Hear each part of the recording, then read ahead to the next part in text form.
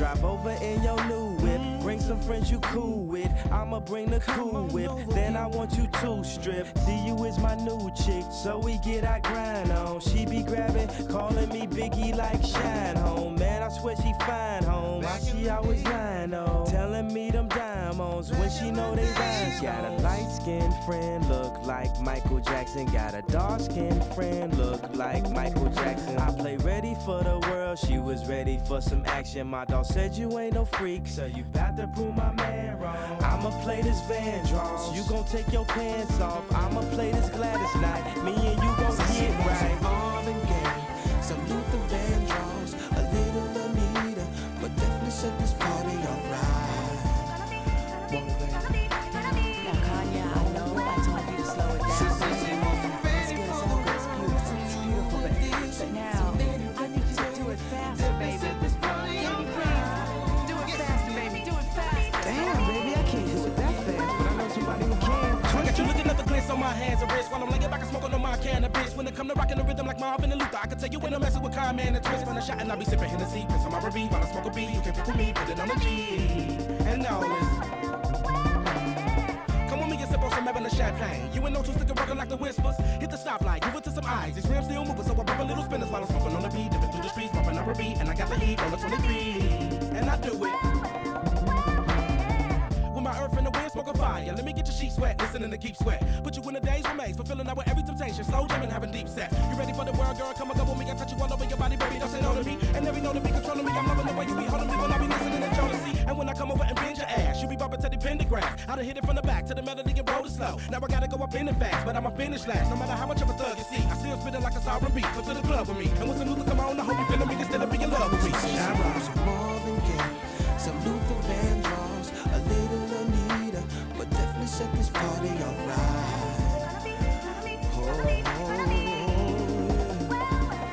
She said she wasn't ready for the world, some new additions, some many reputation, definitely set this party alright. Yes it will. Oh, yes it will. Baby, I'm another slow jam, and all the lovers need to hold hands. And if you ain't got no man, hop up in my bro ham. I keep it pimpin' like an old man. You guess the roll with the plan, cause I'm not the night. Take it to the dome when I hit the bone. Get up in the zone, gotta get you home, I don't wanna phone. And I do it. Yes, yes, yes. It's Friday. We've got firing squads back on the menu. Hit the like, share a link to the show. We got a few minutes until we're live. Give everyone a chance to jump on. But like I said, if you could, like the stream, share a link to it. Follow on X at Tommy Borum Jokes. We're live on YouTube. We're live on Rumble, X, Pill.net, and Odyssey. I look in your eyes and I can see you've loved so dangerously. You're not trusting your heart to anyone. You tell me you're gonna play it smart. We're through before we start, but I believe that we've only just begun. When it's this good, there's no saying no. I want you so I'm ready to go.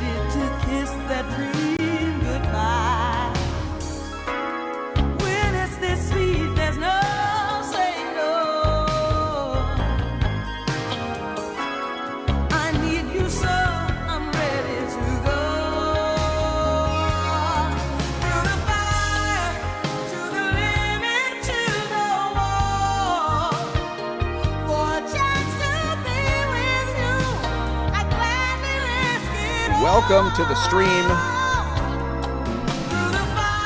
If you would, hit the like, share a link.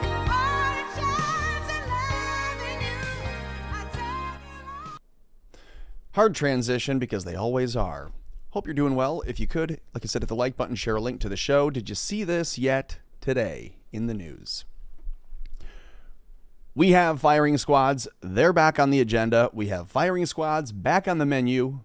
The Department of Homeland Security got together with the Justice Department and the folks at the FBI and the CIA, and they said, you know what? This serves a lot of purposes. So we're going to talk about all of those in just a moment and more.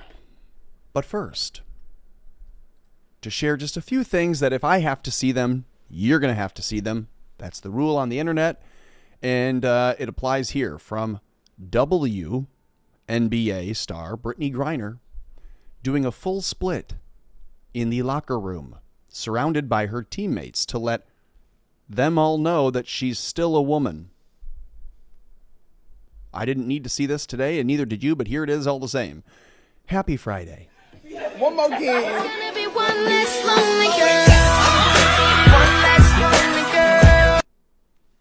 Oh God, that's not what anyone wants. That is the opposite of what's good.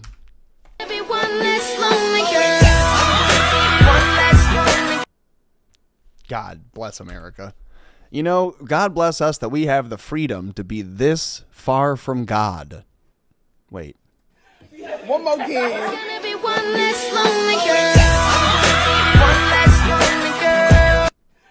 One more game. So that's a man who walks around shirtless on the court and talks about how he's at home with his children that he adopted and stole. He calls himself Pops. Yeah, I go by Pops. Yeah, you know, Pops just makes me feel cooler. Got a deeper voice than I do naturally. Or not naturally, but you know what I'm saying. Welcome to the show. If you could, hit the like button, share a link to it. Here from Mrs. Bendel. This isn't a person that didn't necessarily go follow, but they posted this from Bill Mitchell. They say, this is one of the absolute best TikToks I've ever seen. And if this isn't like a PSA telling the world, go have more kids or go have kids, then I don't know what is.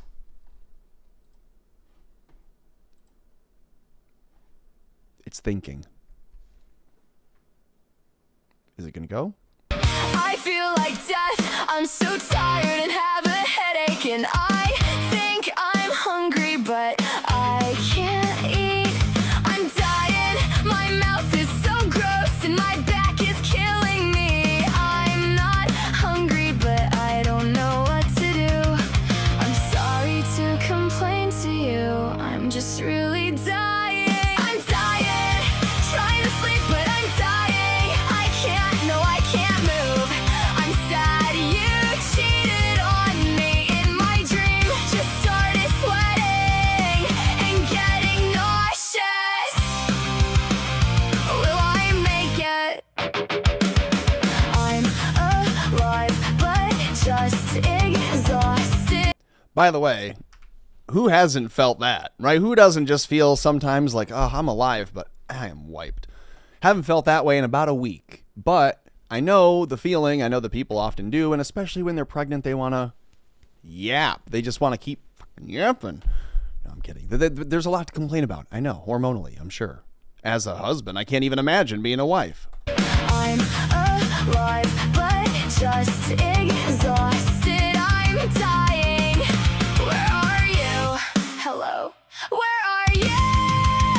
I might not make it. Starving. Can you please find me food? Starving, but can't eat nothing. Sounds good. My back is broken and the baby is punching my ribs. I'm still dying. Help.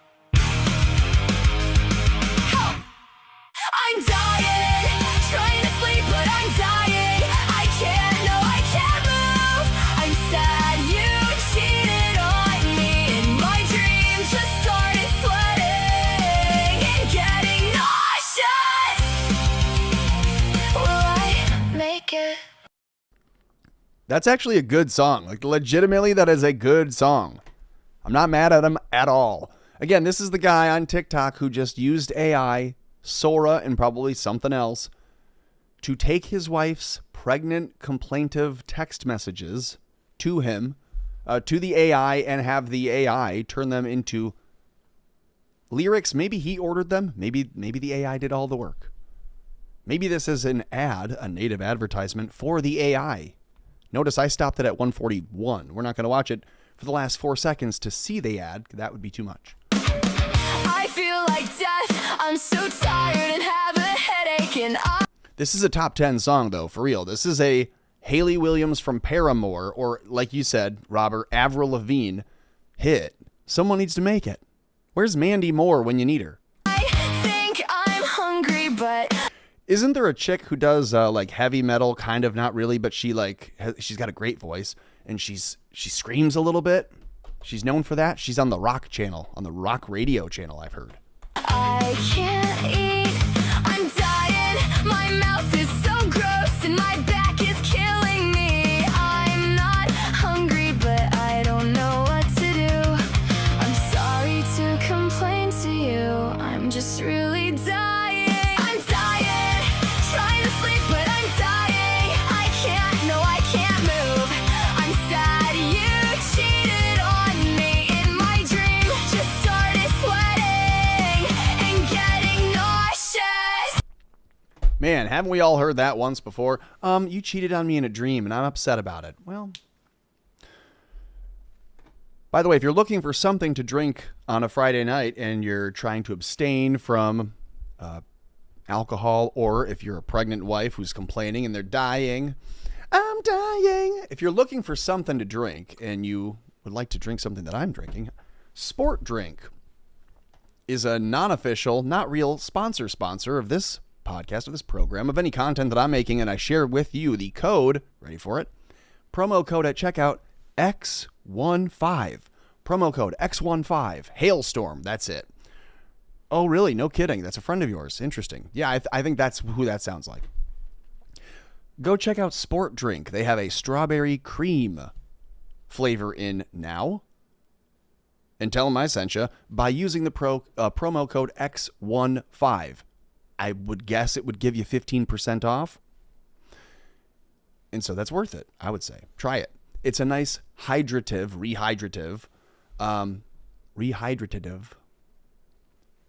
It's like Gatorade powder, but better because it doesn't poison you and kill you and make you infertile.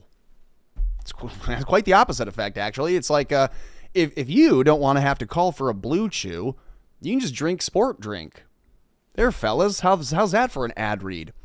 Are you better than the guys who do the 4 hymns because you have all your hair? Then just drink Sport Drink. That's all you need. All right, here we go. From Adrian Curry over on X, she posted this. This is the male version of twerking. Typically, when you see something like that labeled that way, you don't click it. But I saw that it was clav. I thought that's our friend Braden. It's our friend in Miami, Braden, who goes by Clavicular. So Clavicular was in a club, and, you know, he knows that he's streaming. I'm streaming IRL. He's in real life. So he has to pretend to keep up his appearances. He's got to pretend that he's not just like Nick Fuentes, hiding in the closet away from the ladies because it's safe. They can't accuse you and make a Me Too movement on you if you don't ever have a girlfriend ever once. So these guys go out to a club, and if a girl approaches them because she sees a camera and a light and a vector for her own platform success and future fame, she's going to go up to him and try to grind on him, but he can't have it because, again, not the way that he flies. Not even on camera just to try to make a scene of it, not to try to sell it. It's the opposite. So here he is. This is how Clavicular gets down with the ladies in the club.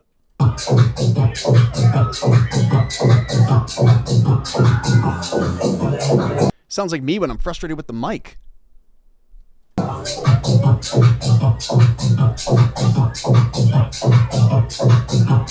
Now, I'm also a little curious about what's going on with these guys over here, because if you look closely, if you inspect this image, you'll see that there's a man feeling another man, right? The Asian man has his hands up like this, and then there's a dude over to the side copping a feel on him. So this is all strange.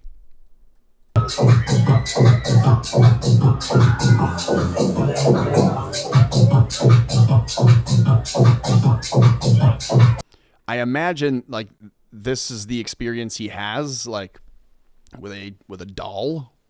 Is that how that is? This is so painful to watch. And for the record, she's appearing to be happy about it. She's not upset. I mean, she might be concussed. I think she might have a neck problem. She might have some whiplash after this, but she doesn't seem like she's upset right now. She is confused. If you look at this face a little bit, she's like, oh, what is happening? What's happening here? Am I being shaken? Typically, she's moving her head like that later. Now look at her. She's like, excuse me? Does he not know what to do here? And you're right. Look at his face. He doesn't. He has no idea what's going on. Welcome over on YouTube. Bounce over to Odyssey. Check the chat there. Check the chat over on Rumble. Check the chat over on Pilled. There is a chat on X, but no one ever really uses it. But let's go look at it. Let's go see. Is anyone there? Bing bong. Wake up. Where is it? Oh, it's opening it. It's opening the stupid app. This is what you get when you download the desktop app for something and then it doesn't. Anyways, we won't check it. I'm sure they're there. So this is Clavicular with his best attempt at a mating dance.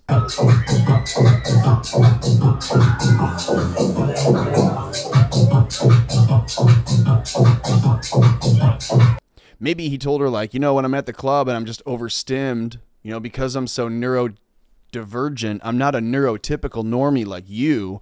I need to get a quick pump in. I need to Temple Grandin something here. So maybe I can just shake you. Can I shake you? Is that what he's doing? Is he shaking her?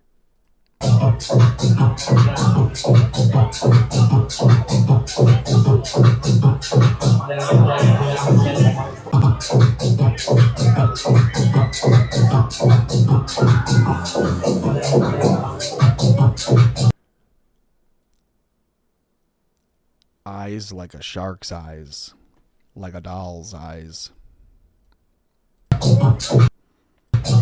He honestly looks possessed, and I know that's the drugs. I understand that's the drugs, but isn't it both? Isn't it kind of both? What is he doing? Goofballs, speed, and ecstasy, and whatever else? That's what it seems like.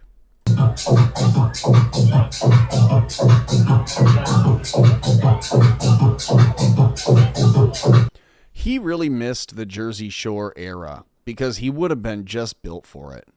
If they, and this is kind of what they're already trying to go for with him, I think, but what they really need is like a gang of 4 or 5 of these douchebag dorks with trust funds. These kids who, I mean, frankly, like, sure, wouldn't you love to have all their resources? You'd do so much more with them.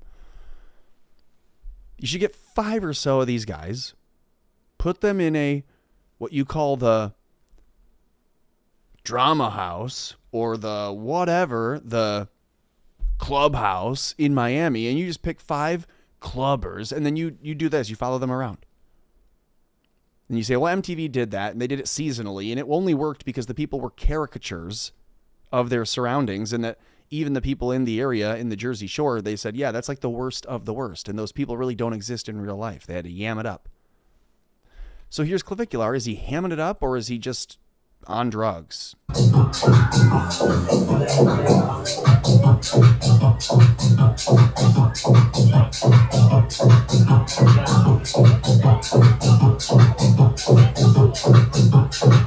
If you're attracted to a woman in a club like that or anywhere, don't you think you're probably grabbing more than an arm? An arm? He's being a gentleman by not doing anything else, but I mean, this is inappropriate. This looks, as the caption says, this is terrifying. For her, probably, yeah. For her father watching this, I'm sure he's like, what in the were you doing? Why were you with a person like that?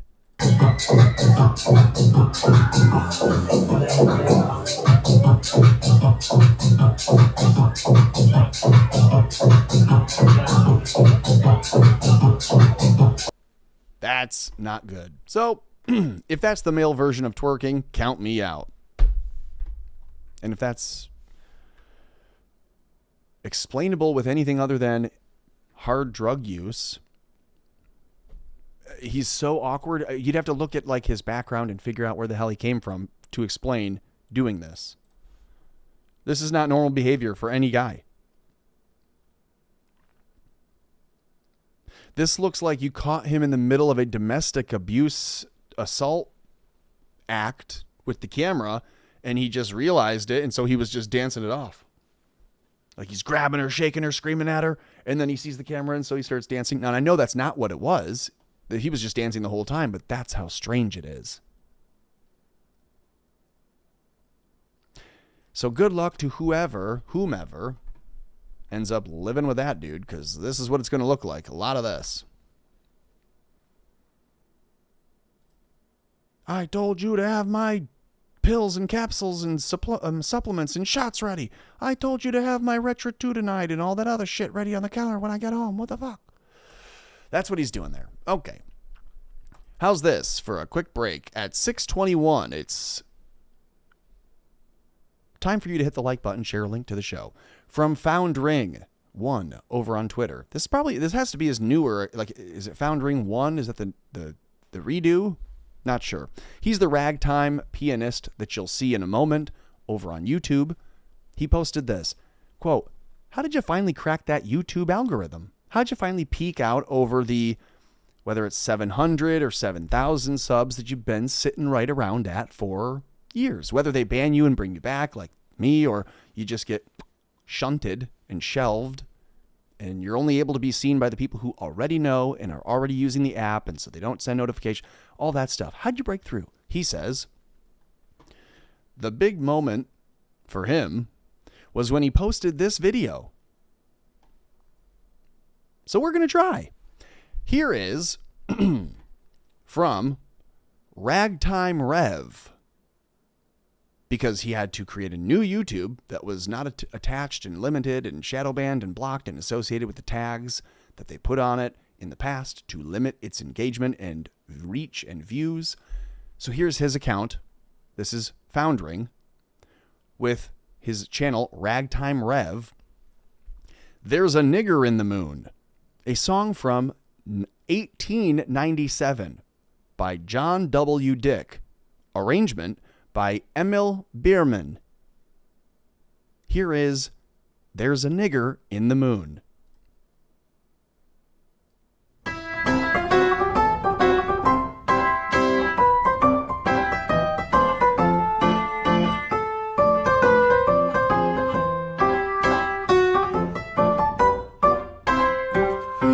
Oh, babies, gather round old Uncle Rastus. I want to tell you something very strange. The color of the moon I'm going to change, and the coon is to blame. The white trash will fool all those what's easy. They think we are ignorant, I presume. The eclipse tomorrow night will prove that I is right. There's a nigger in the moon. No white trash can fool me, fool me, fool me. There's a nigger in the moon. Rastus knows eclipse, eclipse, eclipse is caused by a coon. Someday, just wander, wander, wander way up in a balloon. And then you know what I know. There's a nigger in the moon. No white trash can fool me, fool me, fool me. There's a nigger in the moon. Rastus knows eclipse, eclipse, eclipse is caused by a coon. Someday, just wander, wander, wander way up in a balloon. And then you know what I know. There's a nigger in the moon.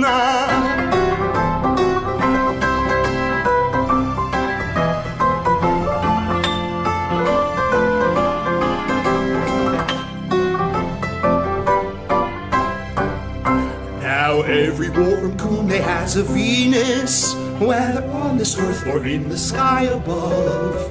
And behind the moon I know there is a lady, warmest baby, when night's shady. This coon, he loves his Venus so madly, seems he'd hang behind the moon till break of doom. But when he comes round our way, just remember what I say.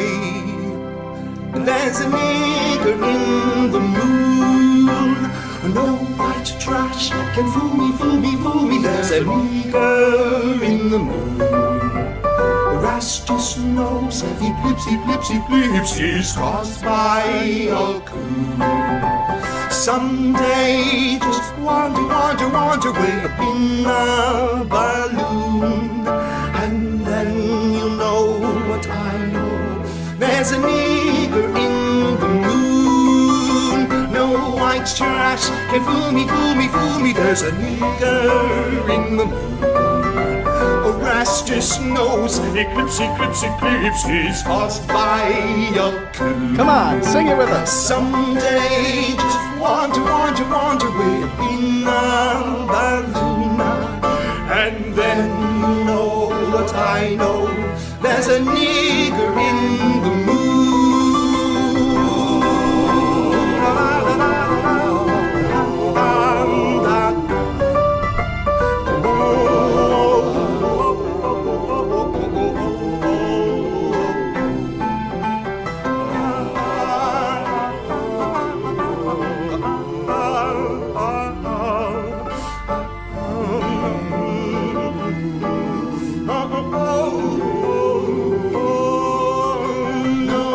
Trash can fool me, fool me, fool me. There's a nigger in the moon, Rastus knows, eclipse, eclipse, eclipse, he's caused by a coon. Someday just wander, wander, wander way up in a balloon, and then you'll know what I know. There's a nigger in the moon.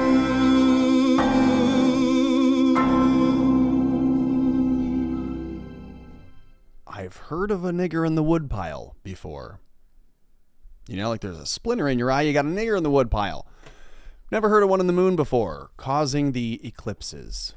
But that's some fun for you there. Does that get us through the bottom of the first?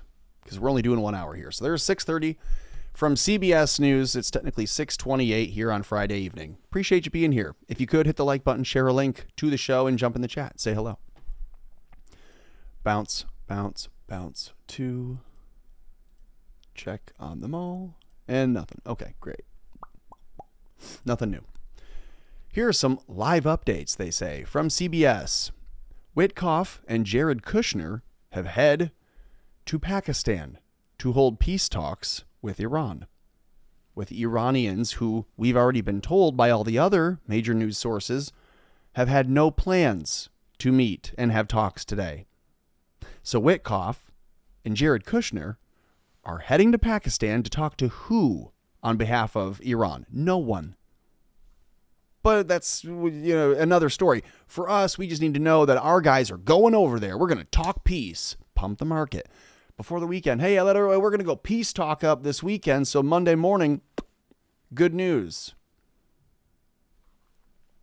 What to know about the war in Iran today? They say special envoy, citizen who's been deputized by the IDF and now employed by Donald Trump, Steve Witkoff, and similarly Jared Kushner are heading to Islamabad on Saturday for peace talks with Iran, the White House says. So again, the White House is putting out this press briefing and CBS is happy to report it now. Isn't that interesting? Why is it that CBS is now carrying water for the Trump administration?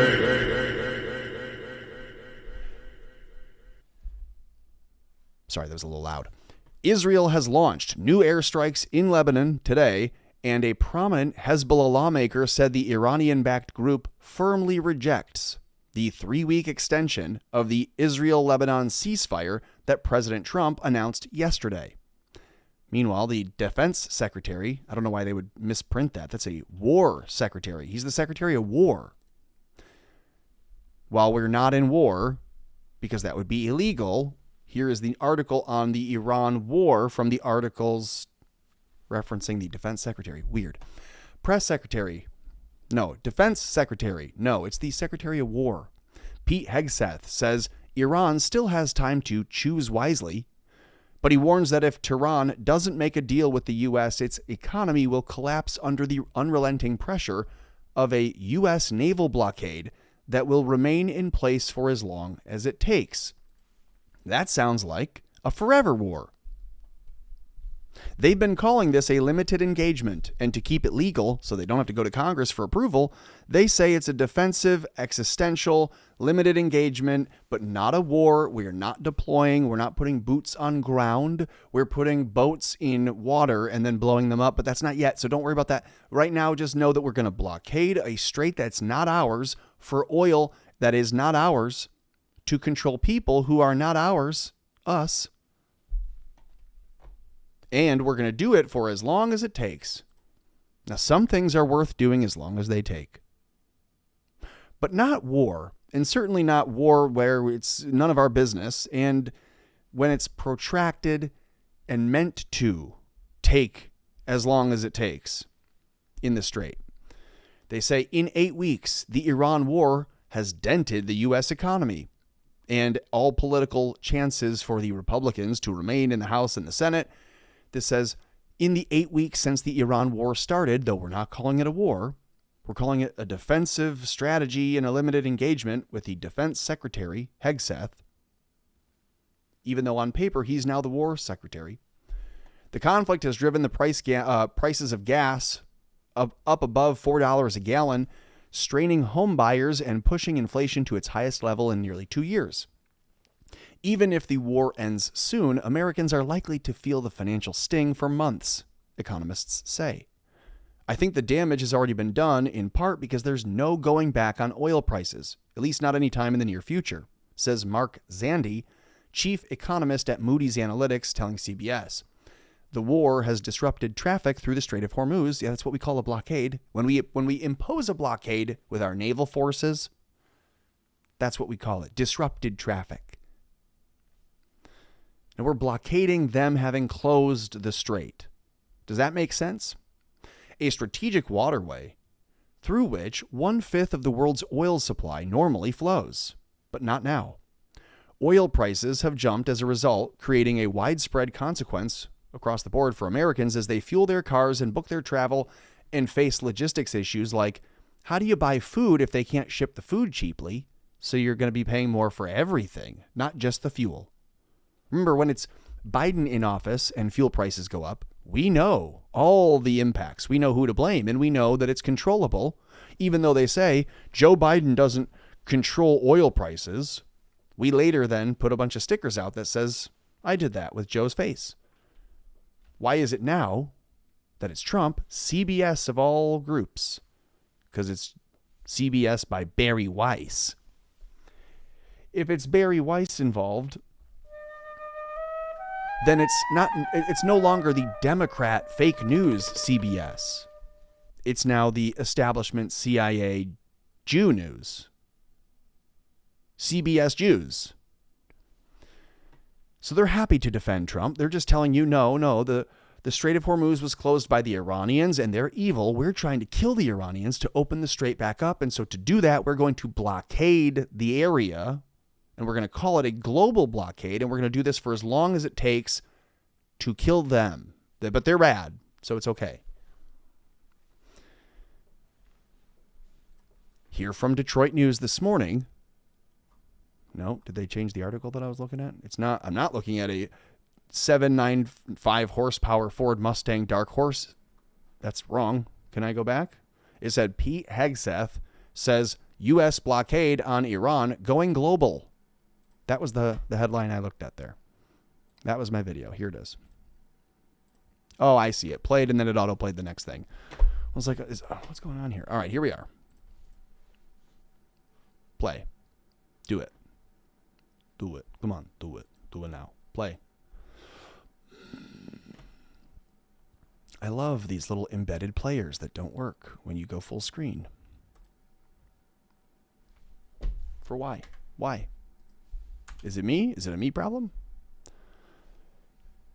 Refresh. Refresh.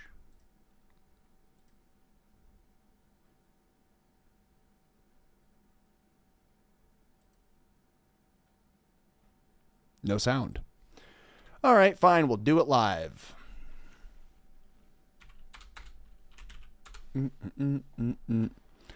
By the way, how's everyone's day?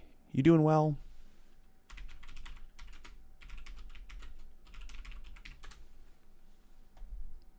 The United States has imposed an ironclad blockade that grows more powerful by the day.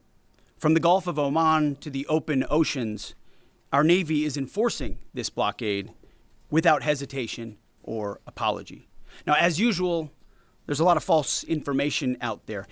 I'll say this, every ship that the U.S. believes meets our criteria, either Iranian ships or to and from Iranian ports, has been turned around. As of this morning, 34 total. Except for the Chinese ships that we already gave permission to go through and that blew by all of our Navy and who told our people in the air to fuck off after they got past them. All the Chinese oil tankers that did get through were fine. So when he says all of the ships coming from Iran or to Iranian ports were turned around like to their final destinations, and by turned around, do you mean not actually blocked from doing what they were wanting to do at all? Every ship that the U.S. believes meets our criteria, either Iranian ships or to and from Iranian ports, has been turned around. Except for having to go to Russia or China or Australia or the other countries who do major global business with them. Australia's not getting any oil, but they're getting all their other goods. China and Russia are getting everything that they ever used to get out of Iran, and they're not having much of a problem here. That's the news. This is why they're now saying we are going to enforce a global blockade and make sure no one, because it's the exact equal opposite of what is actually happening, what they're actually doing. This morning, 34 total. Non-Iranian vessels are allowed to transit, and many have, including overnight. Not only is the blockade growing, in fact, a second aircraft carrier will join the blockade in just a few days, but this growing blockade is also gone global. Why do we have now 2 aircraft carriers over in the vicinity of the Strait of Hormuz? Why do we send what the George W. Bush wasn't enough? We're going to send another. We're going to have 2 flight carriers, 2 flight. What is he actually? What's the word that he uses? I want to make sure I get this right. Join the blockade. A second aircraft carrier. Okay, fine. Depending on the different RPG games you're playing, the RPGs you're playing, they may call them different things. And I know in the Civilization 7, it's not an aircraft carrier. It's like a squadron command lead or whatever. So anyways, why are you deploying 2 of them? Is that a sacrificial play coming up? Are you going to do the whole biblical thing where you have 2 and then you let one go and you sacrifice the other? The Didymidian sacrifice? Are you going to take the Jesus and the Thomas and you're going to sacrifice the one and have the other? Or take the 2 goats and make one the blessing and the other the scapegoat? In just a few days, but this growing blockade is also gone global. What happens when we begin to exacerbate the problem? We no longer let the Chinese tankers and the Russian tankers and the other goods coming and going from this area through. What happens when we use this global blockade and we start to make Palantir-driven mistakes where we say things like, oh, we didn't know who that was when we blew them up. When we decide to pull a USS Liberty, right? Because the people who did the USS Liberty are now running the ship and, making the decisions and pushing the buttons for us. So what happens when Americans now act as if we are Israelis and go ahead and attack people on the sea? And we say, well, you were in the strait and we're committed to this global blockade. We're committed to it. And yeah, we did permit this civilian tanker carrying whatever to China to go through.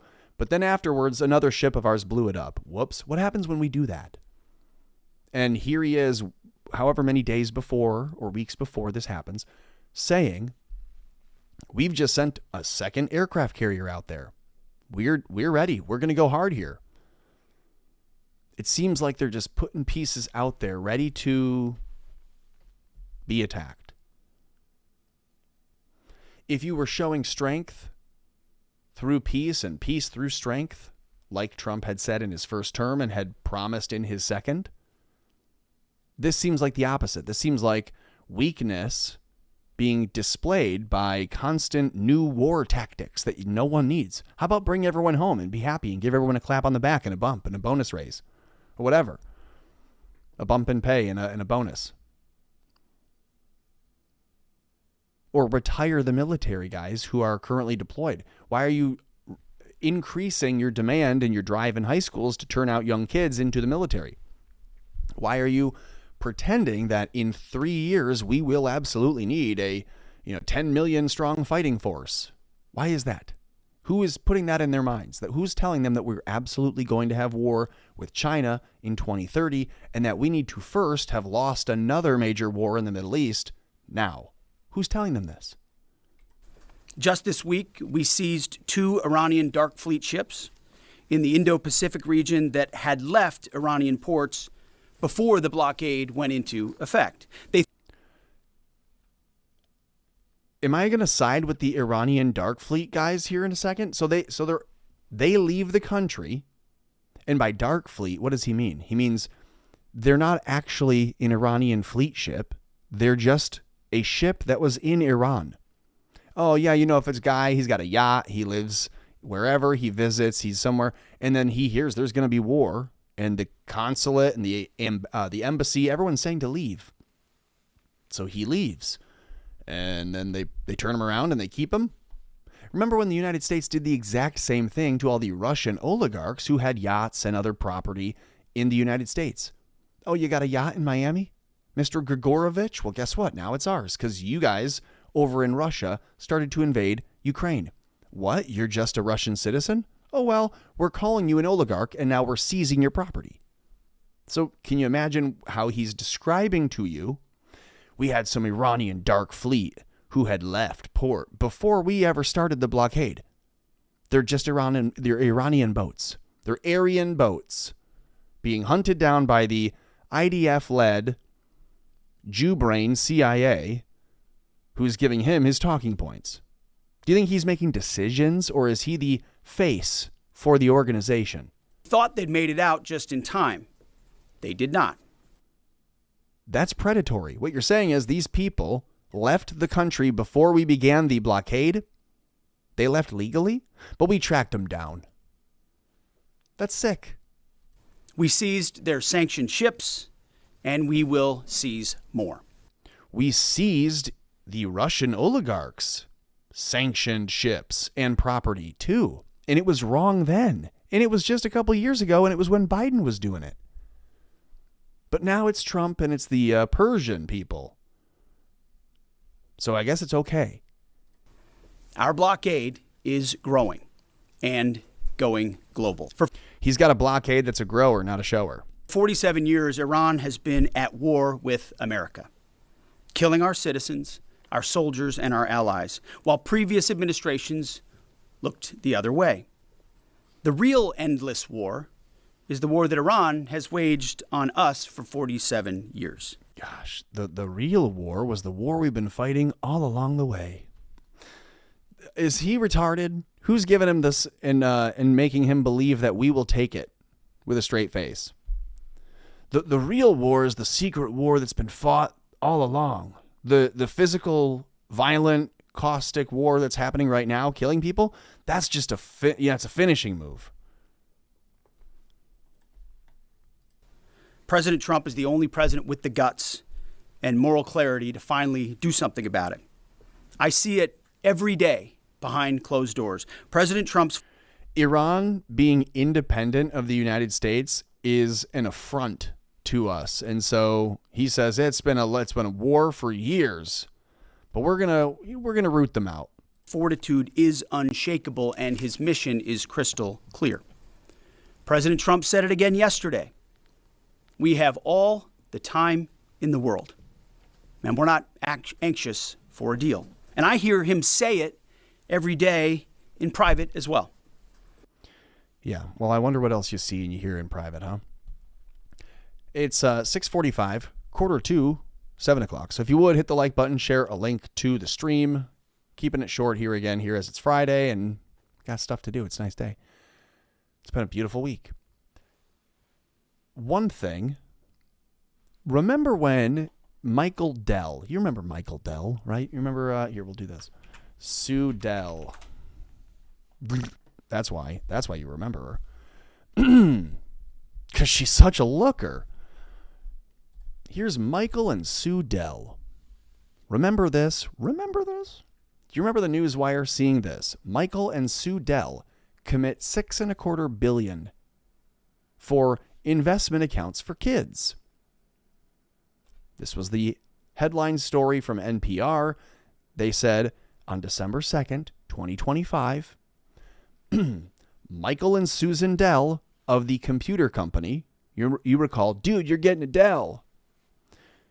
The Dell couple, Michael and his paramour, Susan, have donated $6.25 billion with a B. Hang on. Not what I meant. Nope, still wrong. Where is it?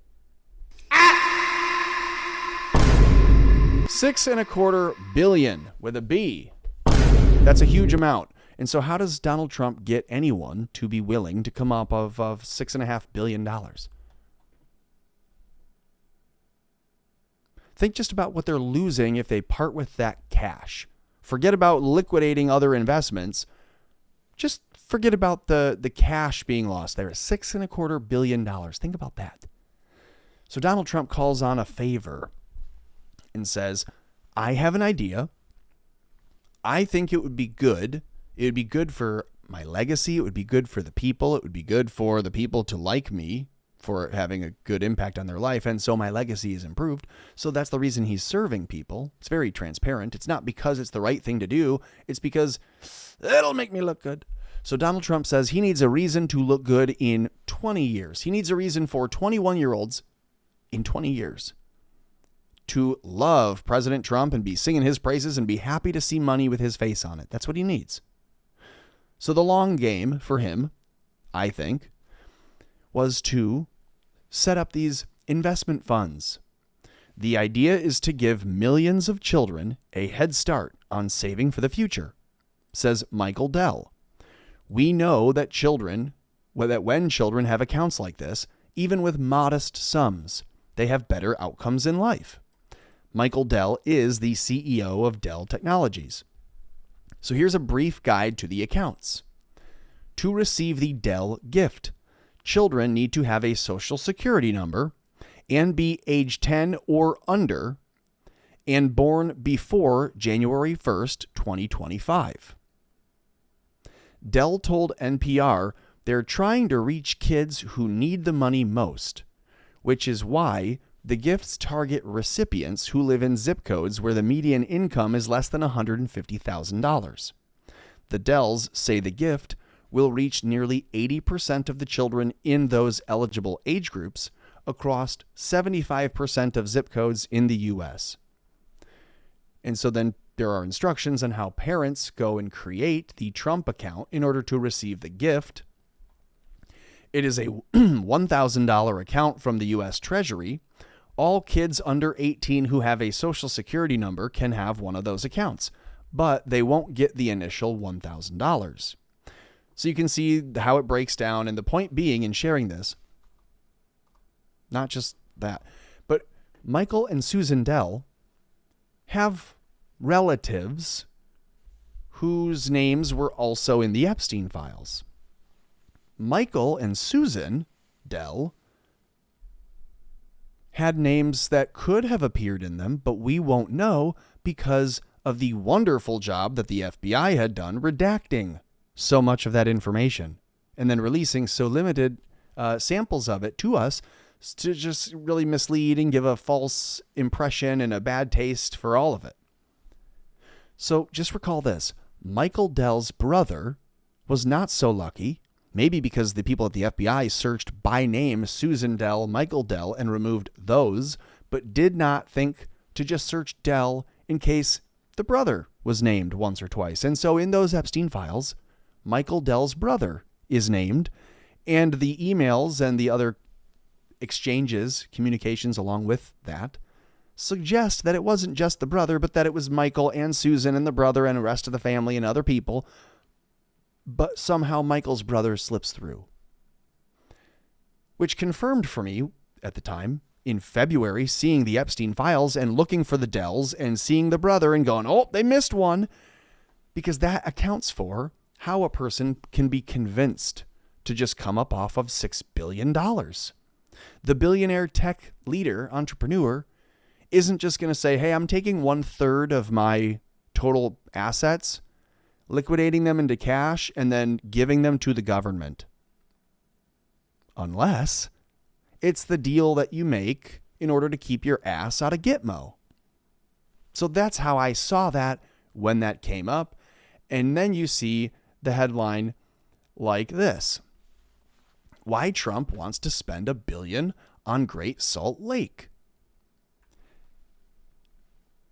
You know, Salt Lake City, Utah is a pretty area. It's a beautiful scenic area. It's a beautiful part of the country. But there are a lot of weird people in SLC. A lot of strangeness happening in SLC. And there are a lot of really, I would say, bad actors in Utah in general. When we're talking about Charlie Kirk and the CIA and the Zionist mafia that have kind of hijacked the whatever Mormon organizations are out there and become the Christian evangelist leadership people, the pastors in part-time, the demon dismemberers, as we learned on Candace's show the other day. So why does Trump now want to invest $1 billion into that area and create Great Salt Lake for all of these people that live out there? Again, to the average normal reader who kind of doesn't really pay attention and doesn't care, this would just look like one of Trump's little legacy projects. One of his vanity projects is to spend $1 billion on Great Salt Lake. So let's read and then we'll see if maybe there's more to it. At its peak, Great Salt Lake, located right outside the state's capital of Salt Lake City, was bigger than the state of Delaware, covering roughly 2,300 square miles, with a thriving ecosystem and the main reason Utah claimed to have, quote, the greatest snow on Earth. Now, due to a severe water shortage caused by excessive water consumption and lackluster winters, global warming, the lake is a shadow of what it once was. It's been labeled Utah's environmental nuclear bomb, and it has the attention of the President of the United States. Very important to save the Great Salt Lake in Utah. This is an environmental hazard that must be worked on immediately. It is of tremendous interest to me, Trump wrote on February 21st on Truth Social. Interesting, because it was just a couple weeks after the Epstein files got redacted and released. Isn't that just interesting, the timing on that? Just a couple weeks, in fact, 2 weeks after people were really finished consuming the Epstein files and had not really much to say positive about the Dells and others, and some suspicion about whose names were in the files that got redacted. We'd like to know. We see this post on Truth Social, seemingly unrelated. Hey, I really like Salt Lake City area, and I really love that lake. We should spend any amount of money that's necessary to fill the lake again. Just saved a bunch of pedos from being outed publicly. Now I want to spend $1 billion on a lake. He ended the post with a twist on his trademark slogan saying, "Make the lake great again."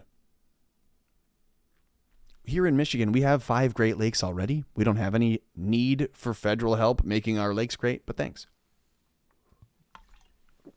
Actually, Canada helps us with one of them. This says, but a man from New York City didn't conveniently stumble upon a big, dying salty lake, located in the arid mountain west. He didn't stumble upon it. He found a huge, beautiful, amazing lake, and now it's dead. The issue landed in front of Trump because someone in his inner circle gave him a nudge. Wait a second. You're telling me the president didn't know that the Salt Lake outside of Salt Lake City had a problem? You're telling me that Trump wasn't heavily invested in the Great Salt Lake Project until the Jews gave him a little and nudged his ribs and said, hey, don't you want to keep bullets out of here, buddy? You think that maybe they nudged him in his inner circle and said, we sure would like a Dead Sea of our own out here in Utah. Which led to a meeting and a chance to do something no country has ever accomplished. To successfully restore the terminally saline lake. The survival of the lake, the largest of its kind in the Western Hemisphere. Well, name the one over in the other hemispheres. Come on, tell us what we're doing here. Tell us that we're trying to mirror Israel. They have a Dead Sea and we want one of our own. Naturally, it's gone away, but we can bring it back. You know, it's the opposite of like, you know, what can make something salty again when it's lost its salt? Like the passage from the Bible. Here they're saying like, hey, the Salt Lake is gone. What can we make it a lake for? How can we make it a lake again? If we're able to pull off this saline lake rescue, it will truly be a world first. Just undoing God's work here, says Ben Abbott, an ecology professor at Brigham Young University. The meeting, says Utah's Republican Governor Spencer Cox. Just totally connected to the Charlie Kirk assassination. I'm sure he's not also an Epstein Islander. Walked into the White House on a Monday, late February, with a pitch to the president. Join Utah in the fight to save the Great Salt Lake.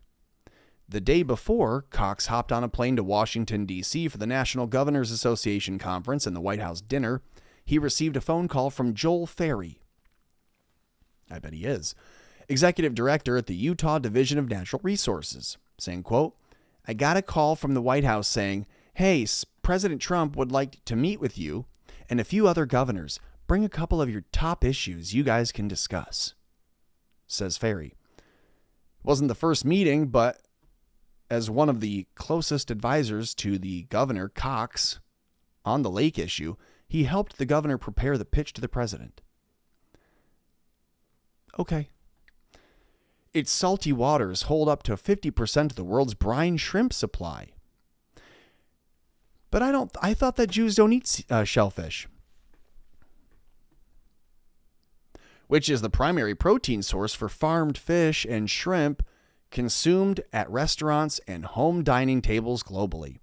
Millions of migratory birds pay a visit to Great Salt Lake every year, and it supports an entire ecosystem that has been on the precipice of collapse for years because it fails to maintain adequate water levels. So we're just going to pump more water into it. This is why I say maybe tomorrow or at some point this weekend, we'll watch Chinatown.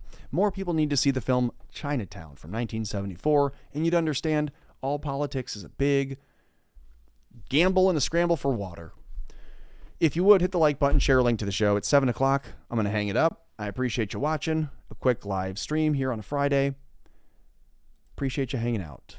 Ba-dum, bum, bum, bum, bum.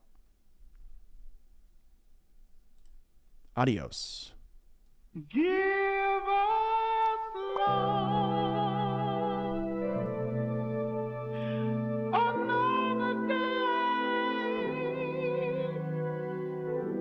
and hear our prayer. Please, Lord, whenever we pray.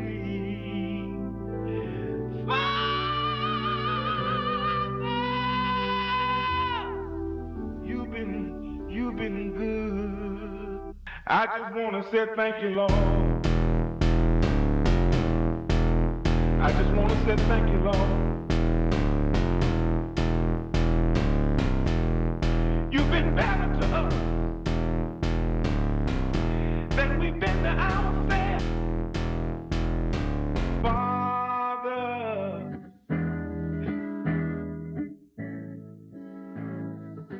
Get a life, Jews. Know you wonder where the Effie been, but I'm back to life like an EpiPen. And she still in a leopard skin. And check me out, then check me in. See this coat, nigga? Bye-bye to my old self. Wake up to the new me. I used to be a world star. Now I'm making Newsweek. I used to hang on the 9. Now I bought 2 streets. Cottage Grove to King Drive. Yeah, this life is a movie. Bye-bye to my old self. Wake up to the new me. I used to be a world star.